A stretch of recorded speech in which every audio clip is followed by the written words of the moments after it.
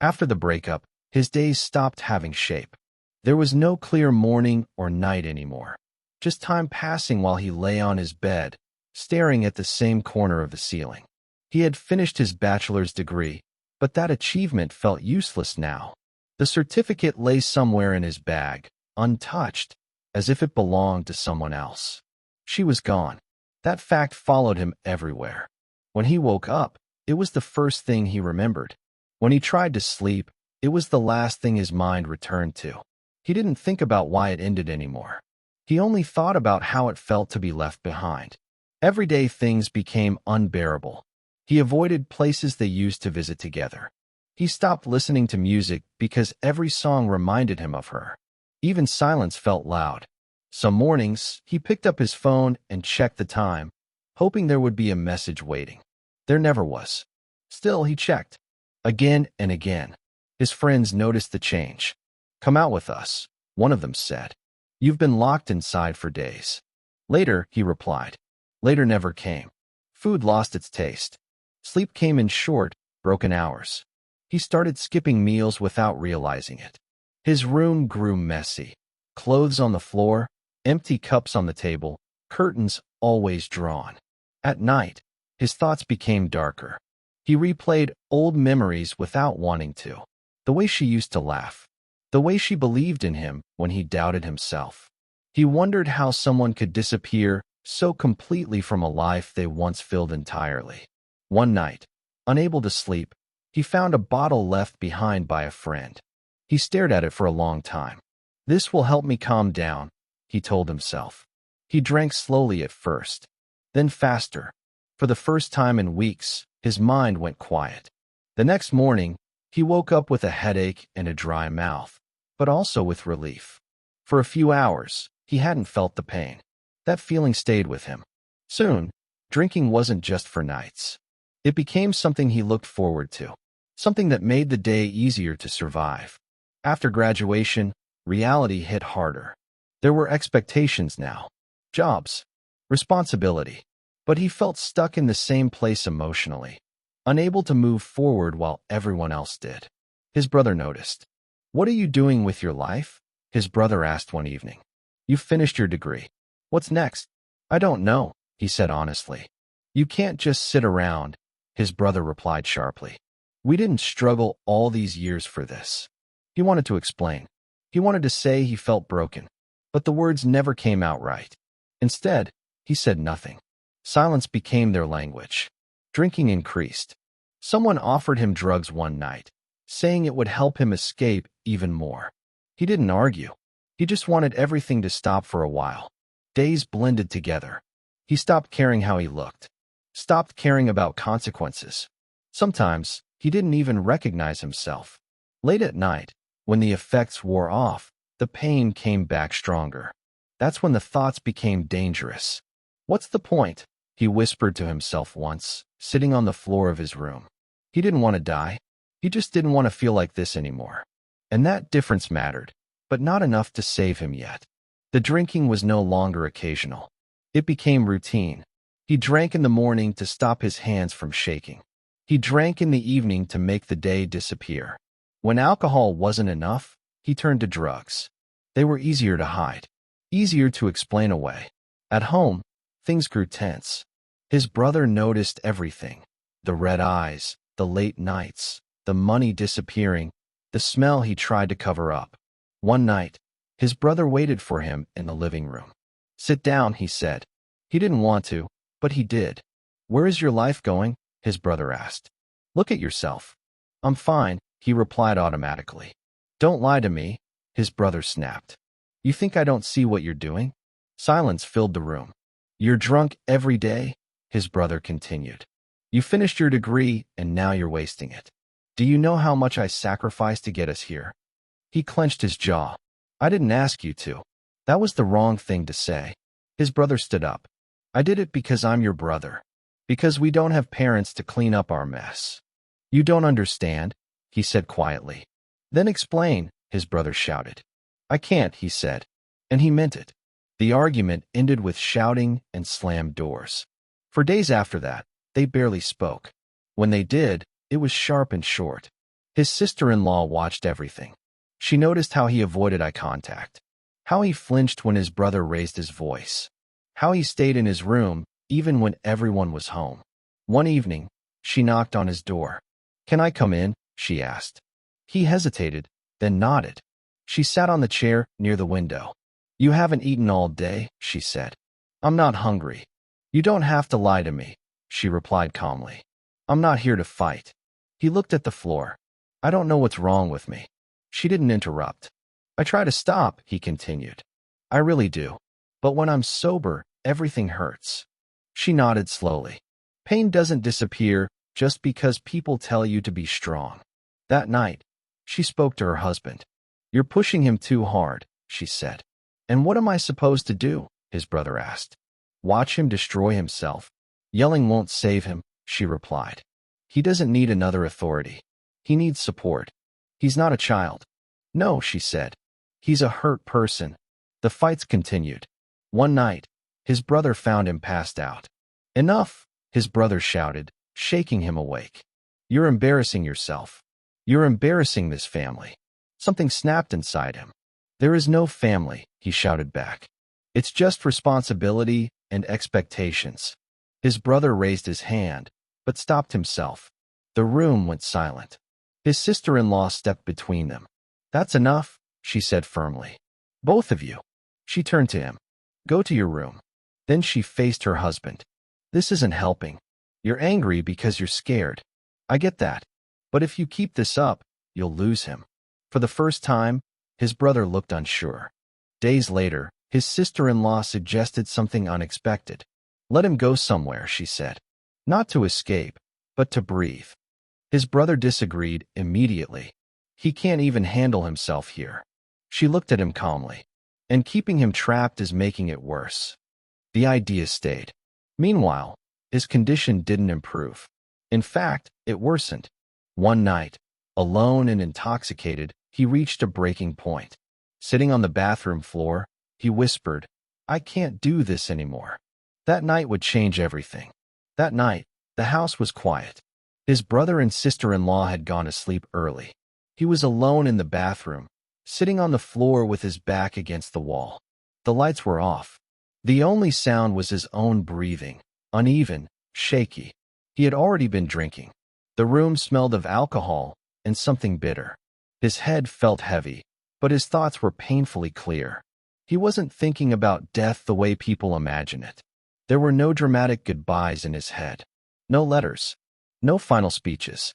He was just tired. Tired of waking up and feeling the same pain. Tired of disappointing everyone. Tired of being told to move on when he didn't know how. He stared at his hands for a long time. "I can't do this anymore," he whispered, not to anyone in particular. What happened next was messy, unplanned, and desperate. There was no courage in it, only exhaustion. The next thing he remembered was waking up to voices. "Stay with us. Can you hear me? Call the ambulance." Bright lights burned his eyes. His head throbbed. His throat felt dry, like sand. When he opened his eyes fully, he was in a hospital room. The first person he saw was his sister-in-law. She was sitting beside the bed, holding his hand tightly, as if afraid he might disappear again. Her eyes were red. She hadn't slept. "You're okay," she said softly when she noticed he was awake. "You're safe." He tried to speak, but his voice came out weak. "I'm sorry." She shook her head immediately. "Don't. Not right now." His brother was standing near the window. He looked different, smaller somehow. His usual confidence was gone. When he turned around, his eyes were filled with something he had never seen before, fear. "What were you thinking?" his brother asked, his voice breaking halfway through the sentence. He looked away. "I didn't want to die," he said quietly. "I just didn't want to feel like this anymore." The doctor came later. There were questions, evaluations, instructions, words like therapy, monitoring, no alcohol, risk. None of it fully registered. What registered was the silence between him and his brother. That silence lasted days. When he was discharged, things at home were different. No shouting, no anger, just heaviness. His brother avoided eye contact at first. He worked late. Came home tired. Said very little. His sister-in-law stayed close. She made sure he ate. Sat with him when he couldn't sleep. She never asked why he did it. She never demanded explanations. One afternoon, she sat beside him on the couch. "You scared him," she said gently. "I know. He doesn't know how to say it without turning it into anger." He nodded. "I don't blame him." That evening, his brother finally spoke. "I thought I was helping," he said, sitting across from him. "I thought if I pushed you hard enough, you'd stand up." He swallowed. "I almost lost you." His brother looked down at his hands. "I don't know how to fix this." "I don't need you to fix me," he replied. "I just need time." For the first time, his brother didn't argue. Recovery didn't happen suddenly. There were good days and bad days. Therapy sessions he didn't want to attend. Nights when temptation came back. But something had changed. People were staying. One night, while his brother was at work, his sister-in-law brought up the idea again. "You once said you wanted to study further," she said. "Abroad." He laughed weakly. "That feels impossible now." "Maybe," she said. "Or maybe it's exactly what you need." When his brother came home, she spoke to him first. "He needs a future that isn't built on fear," she said. "Let him try."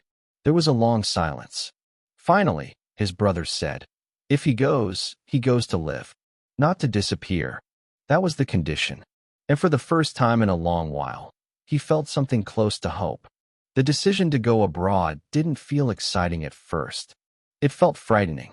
Paperwork started slowly, applications, documents, emails. Every form felt like a test he wasn't sure he could pass. Some days, he doubted everything. "What if I fail again?" he asked his sister-in-law one morning. "Then you'll fail somewhere new," she replied calmly. "And you'll still be alive." His brother didn't say much during those weeks. He watched silently. Sometimes, his eyes followed him around the house like he was afraid to look away for too long. One night, his brother finally spoke. "I don't trust the world to be kind to you," he said. "But I trust you more than before." That meant more than encouragement ever could. The day he left, his sister-in-law packed his bag carefully. She slipped snacks into side pockets. Added a small packet of medicines. "Call us," she said, "even if you don't feel like talking." At the airport, his brother hugged him tightly.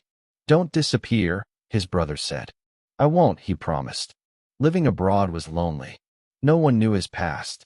No one knew how hard it was for him just to wake up and function. The silence in his room felt different from the silence back home. It wasn't heavy, but it wasn't comforting either. The first few weeks were difficult. He struggled with routines. Some nights, he thought about drinking again. Sometimes, he stood in shops staring at bottles longer than he should have. But then he remembered the hospital, the fear in his brother's eyes, the way his sister-in-law held his hand like she was anchoring him to the world. He didn't want to go back there. He started small.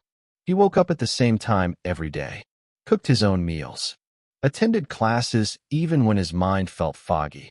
Some days, he just went for long walks to stay out of his room. He called home often. "How was class?" his brother asked. "Hard," he replied. "But good." His sister-in-law asked different questions. "Did you eat? Did you sleep? Are you being honest with yourself today?" Months passed. He didn't become happy overnight, but he became stable. He learned how to sit with his thoughts without running from them. He learned that pain didn't always need to be escaped. It could be carried. One evening, after finishing an assignment, he realized something had changed. He hadn't thought about her all day.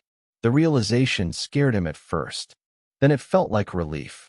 He wasn't forgetting. He was moving forward. Back home, life continued too. His brother grew calmer, lighter. His sister-in-law seemed happier, glowing in a quiet way he couldn't quite explain over video calls. One night, as he walked back from the library, his phone rang. It was his brother. "You free to talk?" his brother asked. "Yeah," he said, smiling. "What's up?" They talked about ordinary things. Studies, weather, money. Then his brother cleared his throat. "There's something I need to tell you." His heart skipped. "There's something I need to tell you," his brother said on the phone. He stopped walking and leaned against the streetlight. "You're scaring me," he said lightly. His brother laughed. Relax. It's good news. There was a short pause. Then his brother spoke again, slower this time. She's pregnant. For a moment, he didn't understand. Pregnant, he repeated. You're going to be an uncle, his brother said, unable to hide the smile in his voice. His chest tightened, not with pain, but with something warm and unfamiliar. That's amazing, he said. And he meant it. His brother exhaled deeply. I wanted you to hear it from me first. I'm really happy for you both, he said. Tell her I said congratulations. After they hung up, he stood there for a while, phone still in his hand. Life was moving forward. Not just his, but theirs. New beginnings were happening, quietly, without asking permission from past pain. He put the phone in his pocket and started walking again. The road was long and nearly empty. Streetlights lined the path, glowing softly. His thoughts were calm, for once. No rushing. No panic. That's when he saw her. She was standing at the far end of the road. For a split second, his heart stopped. She looked exactly the same. The same posture. The same way she used to stand when she was waiting for him. Distance blurred her face, but he didn't need clarity to recognize her. He slowed down. Was she really there? Or was his mind pulling one last trick on him? In the past, this would have destroyed him. He would have rushed forward, called out her name, questioned everything. This time he didn't. He stopped walking, took a deep breath. If you're real, he thought, you're part of a life I no longer live. And if she wasn't, then it didn't matter at all. He looked at her for one final second. Then he turned around. He walked away without a second thought. No shaking, no regret, no urge to look back. Just steady footsteps moving forward. Somewhere far away, a child was on the way. Somewhere behind him, a past finally lost its power. And for the first time, he knew. He wasn't surviving anymore. He was living.